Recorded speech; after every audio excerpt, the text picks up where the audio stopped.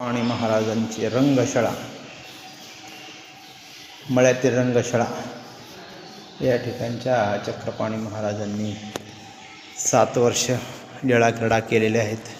वेदपठण, रंगशाळेवर रांगणे, खेळ क्रीडा आणि जनकनायकाने शिकवलेल्या वेदाचं अध्ययन या ठिकाणी करायचे.